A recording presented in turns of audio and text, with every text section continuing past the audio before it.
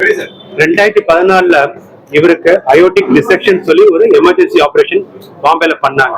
அப்ப இந்த பகுதியோட அயோட்டாவை பெருந்தமணியை மாத்திட்டாங்க. அதுல அயோட்டிக் வேல்வ்ன்றதையும் மாத்திட்டாங்க, டிஷ்யூ வேல் வச்சு மாத்திட்டாங்க. அதுக்கப்புறம் மீதி உள்ள அயோட்டால, அதாவது இந்த பகுதியில் உள்ள அயோட்டா நார்மலா ஒரு 3 சென்டிமீட்டர் இருக்கும், அவரு கிட்டத்தட்ட 10 சென்டிமீட்டர் ஆகி பெருசாயிருச்சு.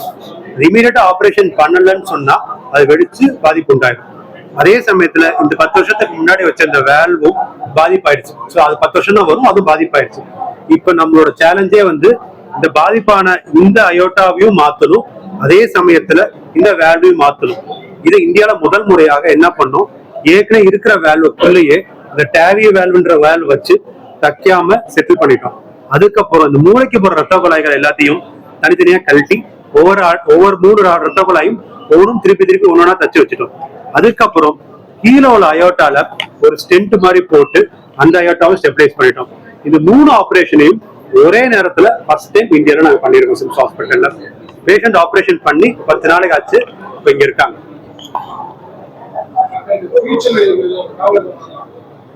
இப்ப இந்த போட்ட வேல்வ் அந்த டிஷ்யூ வேல்வ்னு சொல்ற வேல்வ் தான். அந்த வேல்வும் 10 இருந்து 12 வருஷம் தான் வரும். யூஸ்வலா ஒரு 60 வயசுக்கு மேல அந்த வேல்வ் போட்டோம்னு சொன்னா கிட்டத்தட்ட ஒரு 15 வருஷம் வரைக்கும் வரதுக்கு வாய்ப்புகள் இருக்கு. டிஷ்யூ வேல்வ் 5 வருஷம் வரைக்கும் வர வாய்ப்பு இருக்கு. அது வரைக்கும் வருஷம் ஒரு எக்கோ பார்த்து கண்காணிக்கணும்.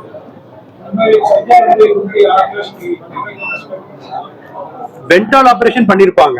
இந்த பென்டால் ஆபரேஷன் வேல்வ் பாதிப்படைஞ்ச வேல்வுக்குள்ள டேவி போட்டது, அதாவது ஓபன் சர்ஜரி மூலமா டேவி போட்டது இப்பதான் முதல் முறையா இந்தியா. இது ரொம்ப மேஜர் சர்ஜரி. அதான் 2014 அயோட்டிக் டிசெக்ஷன் அப்படின்னு சொல்றது. அயோட்டிக் டிசெக்ஷன் சொன்னா இந்த ரத்த குழாய்கள் அப்படி கிழிஞ்சிடும்.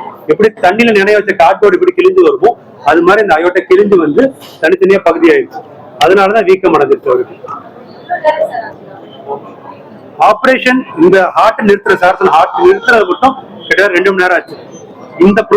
இது மாதிரி பண்ணாம நாங்க ரெகுலர் டெக்னீஷியன் பண்ணிருந்தோம்னு சொன்னா கிட்டத்தட்ட 4.5 மணி நேரம் 5 மணி நேரம் ஆயிருக்கும். அதுக்கப்புறம் ஹார்ட் திருப்பி துடிக்க வாய்ப்பு இல்லாம போயிருக்கலாம்.